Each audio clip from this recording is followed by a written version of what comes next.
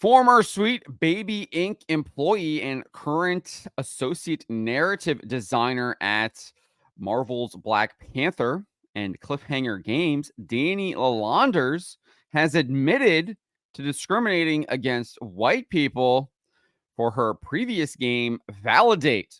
Before we get into this, I'd like to ask you, please hit that subscribe button, hit that bell for notifications so you don't miss any of our future videos here at the Trent Report. Wrote this up over at That Park Place yesterday, and indeed, Danielle Lalanders admitted to discriminating against white people during a presentation for the Game Devs of Color Expo 2021 that was recently highlighted by Libs of TikTok. This is what she said. Let's take a listen. Who is your team? A little background about this. I have a team of 21 right now for Validate. It's a pretty big team. It's a crazy big team for indie games. But who is your team? Validate has a team of mostly all people of color. We have no white people on our team. I did that because I wanted to create a safe environment. And I know the best way for an environment to be safe is to be around people who are just like me. And I'm not saying that white people in the industry are creating unsafe environments. I'm not saying that. That is not what I'm saying. I am saying that sometimes it is hard to work with white people because they think that something made it okay, but it was really a microaggression. And no one wants to deal with that while they're trying to make a game that they love. So, who is your team? What does your team? So there you go. She completely admitted that she discriminates against white people because she wanted to create a quote unquote safe environment because she feels like white people microaggress her. What an utterly ridiculous reason. Just absolutely stupid and vile.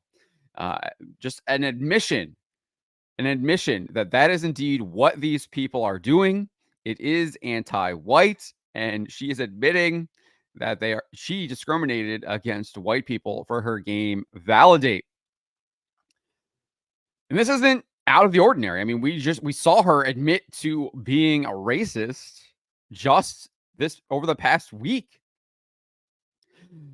While Sweet Baby Inc. was being criticized for trying to cancel Cabrutus Rainbow in his Steam curator list, this is what Lalanders posted on X.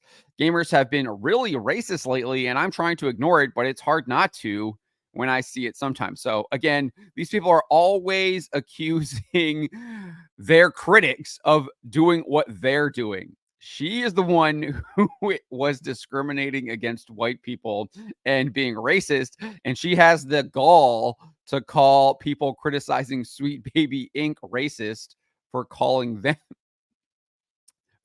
Sweet Baby Inc. out.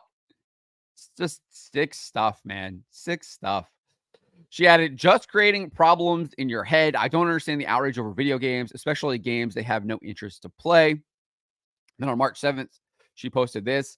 I just stopped taking y'all seriously when y'all start running around saying white people can experience racism because I did not suffer through 2020 for y'all to act like you weren't an ally to BLM 4 years later. Obviously, white people can experience racism.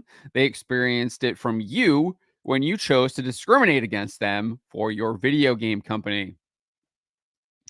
And then she wrote this, posting that tired screenshot of the Google definition of racism. I just don't care anymore. So she's just admitting she just doesn't care about the truth or the facts. And then here she actually admits to being racist in response to Riley Man 1080. She says, yeah, I'm racist. So what now? And then she says that you are racist if you think you can be racist to white people. I mean, just deranged thinking. And then she explained it here in this post. Racism and prejudice are not the same thing. Racism is systematic. White people are not systematically affected negatively by racism. Certain groups of white people throughout history have been affected by prejudice based on where they're from, except you systematically discriminated against white people for your company. Thus, they were targets of racism. I mean, again, you just can't make it up. And then she did work for Sweet Baby Inc. You can't make this up either. This is from her LinkedIn profile. Right there, narrative designer, Sweet Baby Inc., October 2022 to May 2023. One wonders if Sweet Baby Inc. is hiring people like this, because we've seen lots of people that work for this company or have worked for this company make comments like this. So what's going on over there at Sweet Baby Inc.? Makes one wonder. And then, I mean, back in July 2020, she basically just made this absolutely disgusting interview with Gaming Mag, where she called the entire gaming industry racist.